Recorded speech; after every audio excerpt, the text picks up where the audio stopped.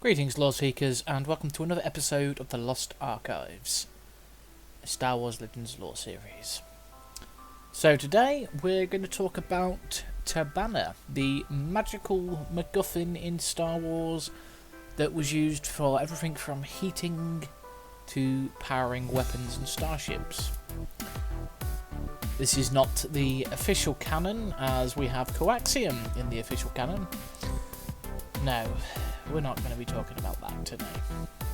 So, what is Tibanna? Well, essentially it is a type of matter that can be found in both a liquid and a gas form.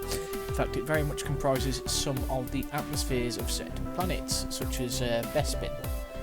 Those of you who know what that is, if you've watched The Empire Strikes Back, City in the Clouds, Lando's little operation he has going, is a Tibanna gas mining platform where it harvests it from the atmosphere and then processes it for use before packaging it in carbonite to be shipped off-world.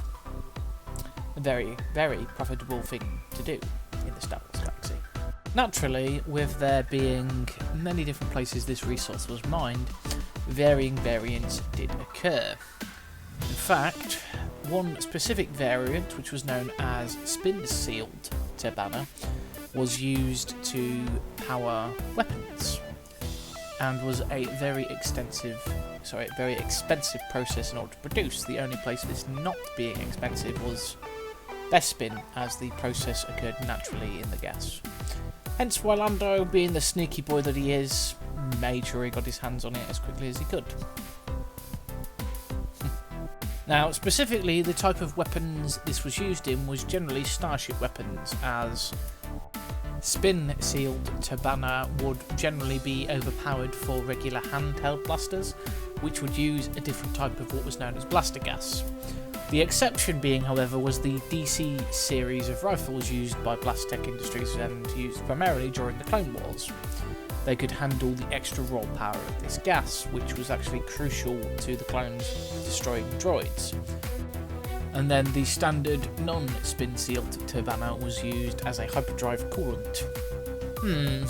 Thinking about it, I may have to do a video on hyperdrives now as well. Yeah, we'll come back to that at some point. Another variation on Tibanna gas was Tibanna X, which was a specialised isotope of the gas which cooled very, very quickly in terms of ion emissions. This was actually produced for use with Stealth X's, a sort of stealthier version of the X-Wing that was eventually adopted by the Jedi Order as their personal craft. Yeah, because the Jedi eventually went all stealthy in their operations. Anyway, enough reminiscing about the new Jedi Order, back on topic. Now, the process in which Tibanna could be refined, it could be converted into a liquid, solid or gas state. Now, in a solid state you could have it as, say, a chip or a gem, and you could use this to basically as a heating source if you so choose. Though in any state it could be used to enhance explosives. In fact, thinking about one particular game I once run of the Star Wars D20 modern system, I had a character modify a Glonk power droid with an explosive missile and had him walk into a Tibanna refinery. Let's just say it destroyed the entire base that refinery was a part of, and the Imperials were upset, to say the least. This particular character being a Gungan called Boomer.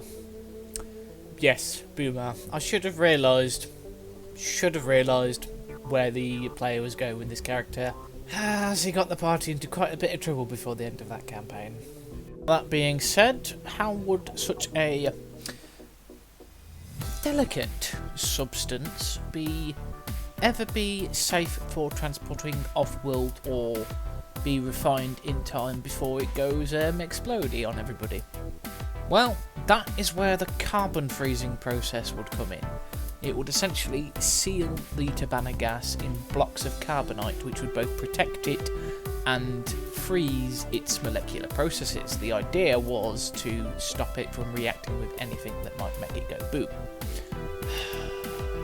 Sorry, I'm just thinking about coaxium. You'd think that they'd have done the research for how fuel was packaged and transported before they writ the script for Solo. I mean, it's in the current canon as it is, but hey. Enough conjecture about the poor script writing of certain things. Yeah, so you would package Tibanna gas and then it would be shipped off-world. Now you could do this in its unstable form or its refined form, didn't matter which.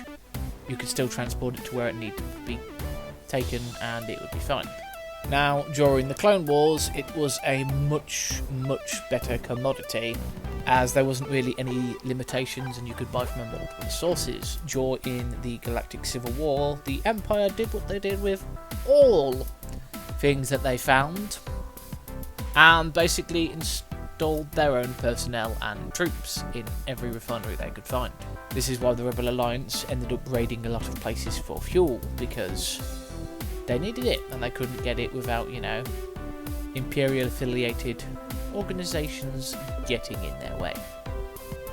Though to be fair, a couple of them were sympathetic to the Rebel cause and would sneakily leak the details of Imperial shipping to them.